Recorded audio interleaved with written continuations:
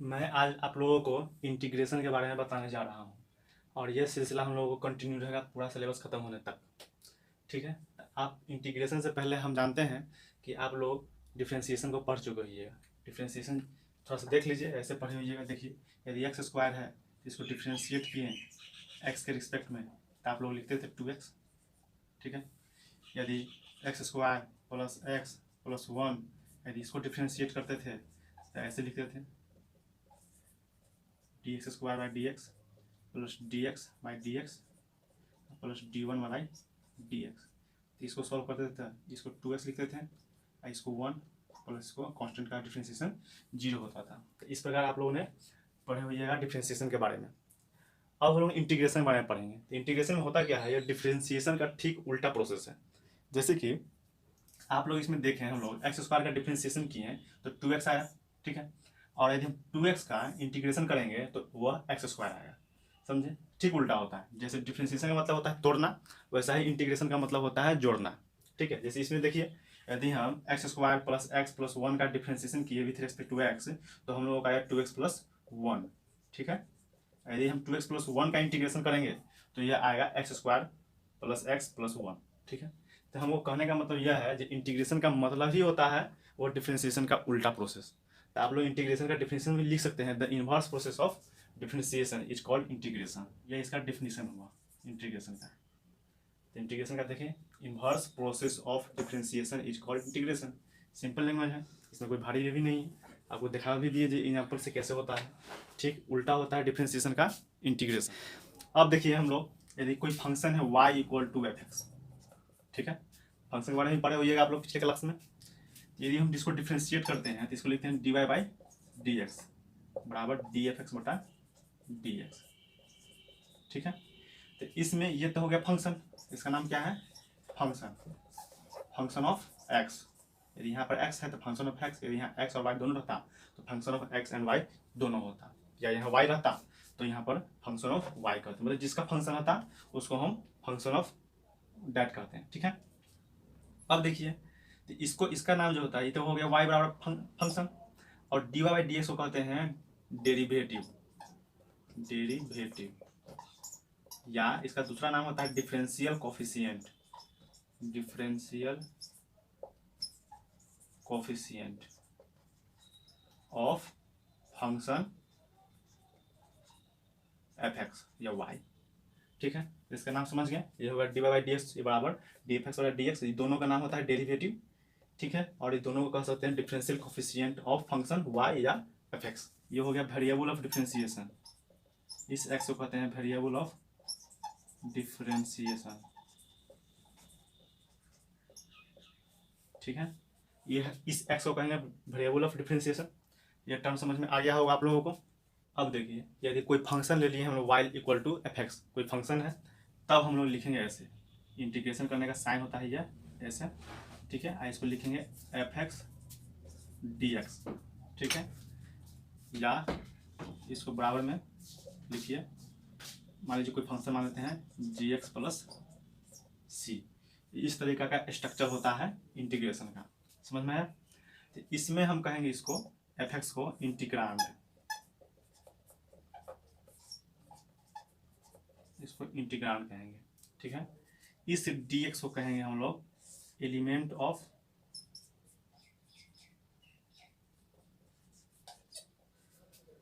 Of integration.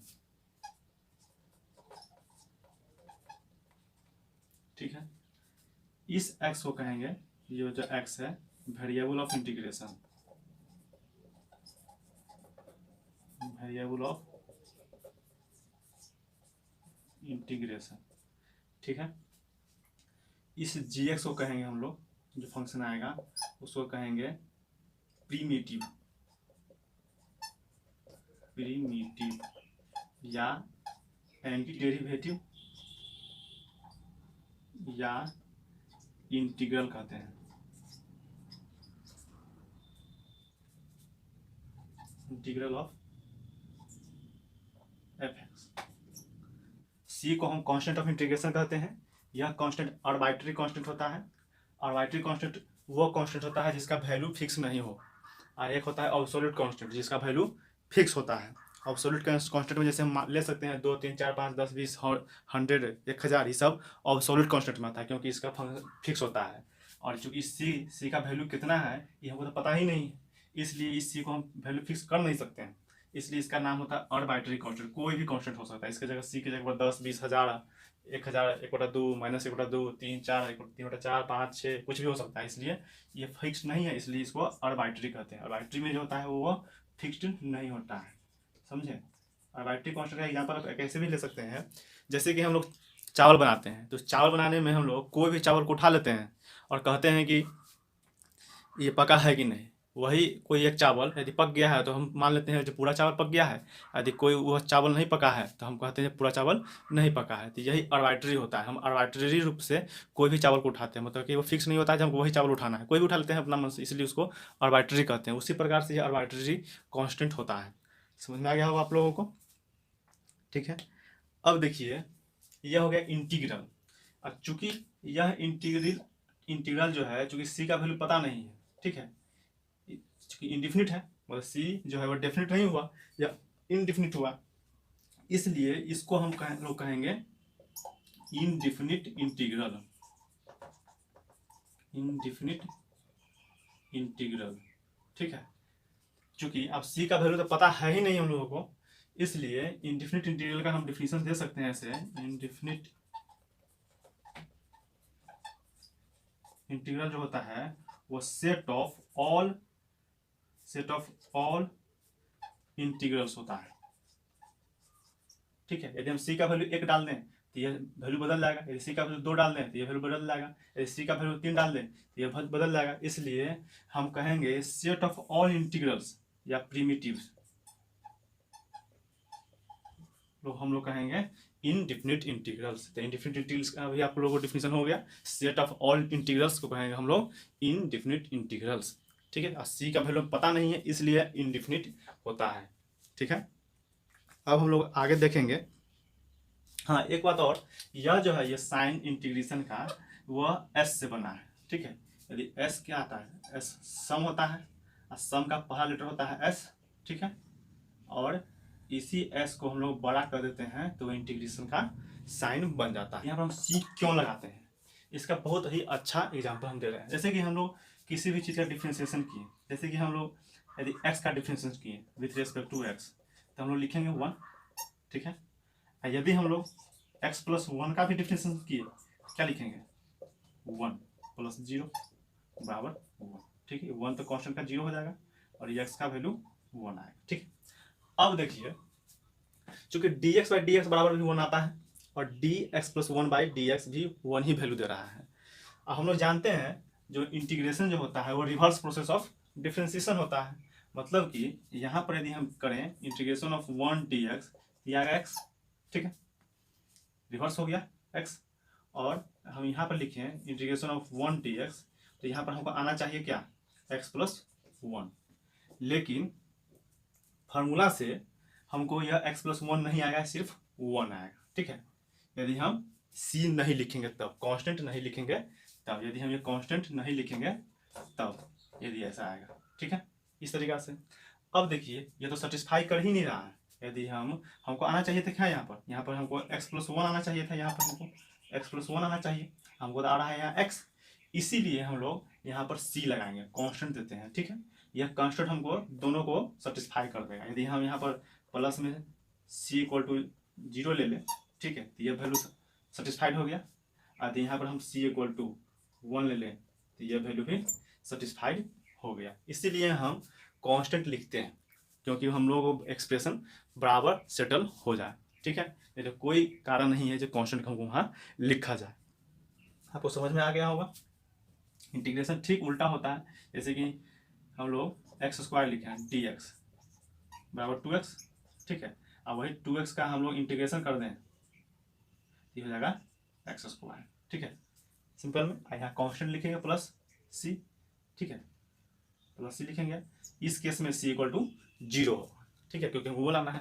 यदि ऐसे लिखना रहता, जैसे कि x² + 2 का ही डिफ्रेंसिएशन करना रहता तो हमको लिखते 2x, लेकिन यदि हम 2 का सिंपल सा सीधे लिख देते हैं यहाँ पर तो क्या होता है एक्स स्क्वायर, तो यहाँ पर तो +2 नहीं आएगा, इसलिए यहाँ पर हम c लिखेंगे और c इक्वल टू यहाँ पर 2 लिखेंगे तो ये 2 चला आएगा। आप लोगों को समझ में आ गया होगा जो इंटीग्रेशन में कांस्टेंट क्यों लिया जाता है। ठीक है, अब कुछ हम लोग फार्मूला जानेंगे, इंटीग्रेशन का कुछ फार्मूला याद रखेंगे, उसी से आगे का टोटल सवाल हम लोग बनाएंगे। यहाँ पर हम लोग देखिए यहाँ पर यदि x to the power n और dx है, इसका इंटीग्रेशन करना है तो इसमें क्या है, जो पावर में एक बढ़ जाएगा। देखिए यहाँ n है तो यहाँ n+1 हो गया, और जितना पावर आता है उतना ही से डिवाइड हो जाएगा। देखिए यहाँ n+1 है तो यहाँ n+1 से डिवाइड हो गया। ठीक है, और प्लस कांस्टेंट। यहाँ पर एक बार ध्यान दीजिएगा, जो n इक्वल टू -1 नहीं होना चाहिए। यह क्यों नहीं होना चाहिए आप लोग हमको कमेंट में बताइए। ठीक है, इसका जवाब हम बाद में दे दूंगा। उसके बाद 1/x रहे, ठीक है, तो हम लोगों का फॉर्मूला में आता है log mod of x plus C. ठीक है, उसके बाद e to the power x और dx रहा है तो इसका सेम हो जाता है, इसमें कुछ नहीं बदलता है, ex प्लस सी। ठीक है, यहाँ पर integration of a to the power x और dx रहेगा तो यह हो जाएगा a to the power x by log a plus C. यहाँ पर जो a है यह कांस्टेंट है, ये ध्यान रखिएगा, यह कांस्टेंट है। ठीक है, यह वेरिएबल नहीं है, यह फिक्स्ड है। ठीक है, कुछ भी नंबर होगा, जैसे 3 के पावर x, 10 के पावर x, 100 के पावर x, इस तरीके का सवाल रहेगा तो वो ऐसे बनेगा। ठीक है, यहाँ पर x ही सिर्फ वेरिएबल है। उसके बाद integration of sine x dx रहे तो ये हो जाएगा minus cos x plus C. फिर integration of cos x dx रहे तो हो जाएगा साइन x प्लस सी। फिर integration of sec square x dx रहे तो हो जाएगा tan x प्लस सी। फिर कॉसेक स्क्वायर dx रहे तो हो जाएगा minus cot x plus C. फिर cosec x into cot x dx रहे ये हो जाएगा minus cosec x plus C. फिर integration of sec x into tan x D x रहे तो हो जाएगा सेक x प्लस सी। फिर integration of tan x D x रहे तो हो जाएगा माइनस, यहाँ माइनस है, minus log mod of cos x plus C. और इसी माइनस लॉग कॉसेक x को कहते हैं log sec x plus C. ठीक है, फिर integration of cot X D X रहेगा तो हो जाएगा log sine x plus C. अब देखिए अगर integration of sec x dx रहे तो हो जाएगा log mod of sec x plus tan X, यहाँ प्लस है देखिएगा। ठीक है, फिर कॉसेक x dx रहे तो हो जाएगा log cosec x minus cot x, यहाँ माइनस है। ठीक है, यहाँ प्लस है, यहाँ माइनस है। ठीक है, उसके बाद integration of under root a square minus x square dx रहे तो हो जाएगा sine inverse of x by a. ठीक है, और वही में इसमें माइनस लगा देंगे तो हो जाएगा cos inverse of x by a. ठीक है, फिर 1/a square plus x square dx रहे तो हो जाएगा tan inverse of x by a. यदि इसी में माइनस लगा देंगे तो हो जाएगा cot inverse of x by a. ठीक है, फिर रहेगा 1/x into root under x square minus a square dx रहे तो हो जाएगा 1/a into sec inverse of x by ए, और इसमें माइनस लगा देंगे तो हो जाएगा 1/a cosec inverse of x by a. यहाँ ध्यान दीजिएगा, जिसका इंटीग्रेशन करने पर रिजल्ट c से आए ट्रिग्नोमेट्रिक फंक्शन में वो निगेटिव माइनस में आता है। तो देखिएगा, देखिए minus cos X minus cot X minus cosec X. ठीक है, और उसी तरीका से जिसका डिफ्रेंसिएशन करते हैं वो सी से स्टार्ट हो, वो डिफ्रेंसिएशन में निगेटिव रिजल्ट देगा। देखिए यहाँ कॉस का की है, कॉट का की है, कॉसेक क्या की है, सब तीनों सी से स्टार्ट हो रहा है, और तीनों का डिफ्रेंसिएशन करेंगे तो वो निगेटिव में आएगा। ठीक है, डिफ्रेंसिएशन में हम इनपुट में रखेंगे सी वाला, और इंटीग्रेशन में आउटपुट में सी वाला होना चाहिए, तब निगेटिव होगा। ठीक है, चलिए अब कुछ सवाल एग्जाम्पल देख लेते हैं। जैसे कि हमको पहला सवाल है x के पावर 4, इसका इंटीग्रेशन करना है। हम लोग पढ़े हैं integration of x n d x का। ठीक है, ये हो जाएगा x n plus 1 by n plus 1 plus C. ठीक है, तो इसमें देखिए n प्लस 1, यहाँ n क्या है 4 है, तो हो जाएगा x के पावर 4 प्लस 1 बट्टा उतने से डिवाइड करना है 4 प्लस 1 प्लस कॉन्स्टेंट। ठीक है, ये हो जाएगा x के पावर 5 बट्टा 5 प्लस सी, आंसर हो गया। ठीक है, उसी तरीका से दूसरा सवाल देखिए, यदि x की पावर 1 बटा dx है, इसको क्या कीजिए, देखिए बाय में है। ठीक है, तो इसको हम इस फॉर्म में ला सकते हैं, तो देखिए इसको लिखेंगे x के पावर -3/2 dx। ठीक है, चूंकि अब इसी फॉर्म में आ गया, देखिए ये फॉर्मूला अप्लाई कीजिए, पावर में 1 जोड़िए और उतना ही से डिवाइड कीजिए। x के पावर -3/2 जोड़ 1 बट्टा -3/2 जोड़ 1 प्लस सी, तो ये हो जाएगा आपको x के पावर -1/2 बट्टा -1/2 प्लस सी। तीसरा नंबर में देखिए हमको इंटीग्रेशन करना है log x dx का। ठीक है, तो इसमें आप लोग इस सब लॉगरिथम पढ़े होइएगा पिछले क्लास में। ठीक है, इसको हम ऐसे लिख सकते हैं 1 क्या कहते हैं log ई एक्स गुने log एक्स ई। ठीक है, देखिए यहाँ बेस ई एक्स है, ठीक है, इसलिए हम लोग जो है इंटीग्रेशन उसको ऐसे नहीं कर सकते हैं, ठीक है, ये आगे पता चल जाएगा कैसे किया जाता है लॉग वाला का। इसलिए इसको हम ऐसे तोड़ेंगे, हमको एक्सपोनेंशियल सीरीज में बेस लाना है, ठीक है। लॉगरिथम जो होता है लॉगरिथमिक सीरीज उसका बेस ई होता है। यदि लॉग लिखा है ऐसे, लॉग ऐसे लिखा है, इसका मतलब होता है लॉग ई, ठीक है। आप जब तक यहाँ पर बेस एक्सपोनेंशियल में नहीं लाइएगा तब तक ये कोनो काम नहीं करेगा, ठीक है। इसका वेरिएबल जो होता है वो हमेशा ई होता है, ठीक है। एक्सपोनेंशियल सीरीज इसका नाम होता है ई वाला को कहते हैं एक्सपोनेंशियल सीरीज, ठीक है। अब इसको हम ऐसे लिखेंगे 1 log एक्स ई गुने log एक्स ई और D x D x D x D X, ठीक है। अब ये कट गया, अब बचा क्या हमको 1 डी एक्स, ये हो जाएगा, यदि यहाँ पर लिख सकते हैं एक्स का पावर 0 डी एक्स, एक्स का पावर 0 बराबर 1, ठीक है। अब वही फॉर्मूला लगा दीजिए ये वाला, ये हो जाएगा एक्स का पावर 1/1 प्लस सी बराबर एक्स प्लस सी। एक्स वाला और देखिए, यदि हमको रहेगा इंटीग्रेशन में 1 plus cos 2x divided by 2 dx, ठीक है। तो हम जानते हैं कि 1 प्लस कॉस 2x बराबर होता है 2 cos स्क्वायर x, ठीक है। इसका वैल्यू होता है, ये फार्मूला है आप लोग पढ़े होइएगा, इतना होता है, ठीक है। 2 से 2 कट गया, ये रूट से रूट और स्क्वायर कट गया, तो हो जाएगा integration of cos x dx, ठीक है। इसका फार्मूला हम लोग जानते हैं, होता है sin x, integration of cos x dx का होता है formula sin x plus C, answer हो गया, ठीक है। उसके बाद एक सवाल और देखिए, हम बोल रहे हैं integration of E to the power log, integration of E to the power log root X by X D X, ठीक है। तो यहाँ पर भी देखिए, यहाँ पर कुछ लिखा नहीं है, इसका मतलब बेस यहाँ पर ई हो गया, और जब यहाँ सेम रहे इसको हम डायरेक्ट लिख सकते हैं सीधे root X by X integration D X, अभी पीछे बताए हैं, बराबर हो जाएगा, इसको डिवाइड कीजिएगा ये हो जाएगा आपको under root X D X, ठीक है। इसको ऊपर ले जाइएगा तो हो जाएगा एक्स का पावर -1/2 डी एक्स, फिर इसमें पावर जोड़िए घटाइए, ठीक है, फिर इसका पावर जोड़िए और उतना ही से डिवाइड कीजिए प्लस सी, ये हो जाएगा एक्स का power 1/2 by 1/2 2 root X plus. अब देखिए हमको यहाँ पर cos 2x plus 2 sine square X by sine square X D X है, ठीक है।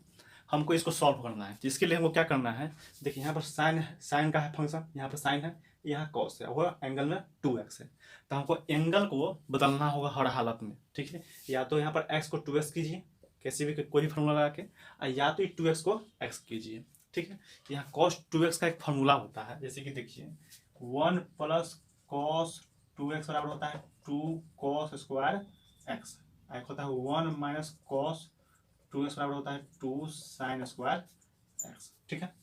तो इस दो फार्मूला है हम लोगों के पास, हमको इस फार्मूला में से कोई फार्मूला का यूज करके इसको सॉल्व करना है। तो हम चाहेंगे कि यहाँ पर हम कोई भी फार्मूला लेकर आप यूज कर सकते हैं, हम आपको दोनों फार्मूला यूज करके इसको हम बनाएंगे। तो देखिए पहला फार्मूला इसका यूज कीजिए, इसको यूज कीजिएगा तो यहाँ पर लिखेंगे cos 2x बराबर हो जाएगा, ये 1 इस साइड जाएगा तो 2 cos स्क्वायर x -1 हो जाएगा, तो 2 cos square x -1 plus 2 sine square x by sine square x dx हो गया, ठीक है।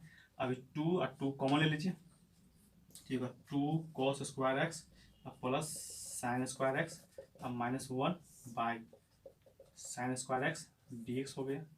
हम जानते हैं कि cos square x plus sine square x बराबर 1 होता है, इसको हो जाएगा 2 - 1 by sine square x dx, ये दोनों मिलकर 1 हो गया, 1 से 2 में गुना करेंगे तो 2 आएगा, ठीक है। अब इस 2 में से 1 गया तो 1 बचेगा, तो 1 साइन स्क्वायर x dx हो गया, ये हो जाएगा 1 sine square x by dx हो जाता है cosec स्क्वायर x dx बराबर हो जाएगा minus cot x plus C, answer, ठीक है।